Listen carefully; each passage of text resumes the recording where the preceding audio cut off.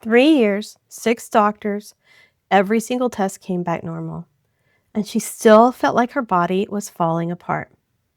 I want to tell you her story today because if you've been in this exact position, I think you'll recognize a lot of yourself in it. I'm Becky, a certified yoga therapist working with midlife women dealing with pain and symptoms that don't show up cleanly on a test. The story I'm about to share is a composite drawn from patterns I see all the time in my work, but it reflects something real. And if it sounds like you, that's exactly the point. When Diana first came to see me, she was 49, perimenopausal, and exhausted in a way she couldn't fully explain.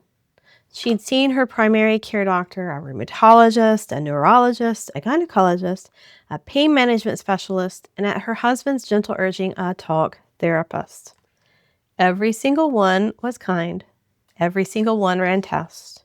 And every single one told her in some form that her results were within normal range. I started to think maybe I was making it up, she told me at our first session, which is a terrible thing to think about yourself when you're in pain every day. She wasn't making it up. She was experiencing something real, something the medical framework she'd been working within simply wasn't built to detect. Her symptoms were a cluster that many midlife women will recognize. Widespread shifting body aches, sometimes joints, sometimes muscles. Never quite the same place twice. She had profound fatigue that sleep just didn't fix. Skin that felt almost tender to the touch. Jaw tension that a night guard only partly helped.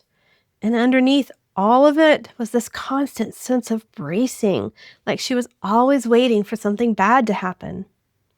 She'd been told it might be early fibromyalgia, it might be depression, it might be perimenopause. All were partial truths. None of them told the whole story, though. When I asked Diana about the context her body had been living in, the picture came together fast.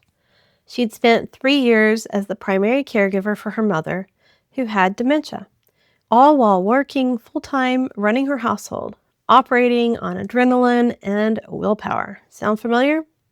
She hadn't slept well in years. She hadn't had a vacation that felt restful. She hadn't, in her words, really exhaled. I think my body is still in emergency mode, she said, even though the emergency is over. She was exactly right. Her nervous system had spent years in chronic fight or flight. It learned to function at that pitch because the situation demanded it. And when the caregiving ended, her body didn't know how to come back down. It kept producing the same stress chemistry, the same tension, the same scan for threat, even when the threat was gone. Her pain was real. Her fatigue was real. And it was her nervous system generating it, not a broken part. We started slowly. The first thing I noticed was that Diana had almost no capacity to feel a sensation without immediately turning it into a story. My hip hurts became my hip is damaged, became something is wrong with me, all in about 4 seconds flat. So we worked with the gap, just the sensation before the story. We worked with her breath, which was shallow and fast and high in her chest. We worked with her feet on the floor. We worked with gentle movement that invited her body to release what it had been holding without forcing anything. By week 3, she told me something small but significant. She'd driven home from work, pulled into her driveway, and realized her shoulders, instead of being up, they weren't around her ears. I don't know when I relaxed, she said, but I did. That was the first evidence that her nervous system was finding a different baseline. By the end of 6 weeks, here's how Diana described it.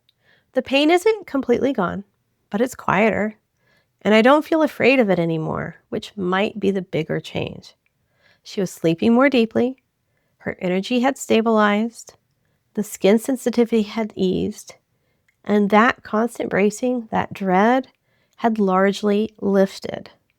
She hadn't changed her diet. She hadn't started a new medication. She hadn't gotten the diagnosis she'd spent 3 years searching for.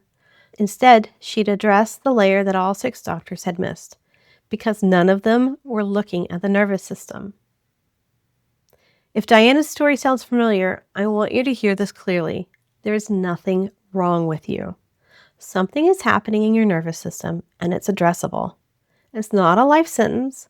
The right approach can genuinely shift it. You don't have to keep searching for the diagnosis that finally explains everything.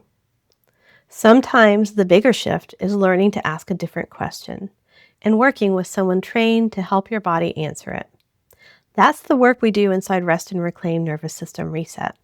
The waitlist opens in August. The link is right below this video. I'd love to have you on it. Thanks for watching. I'll see you in the next one.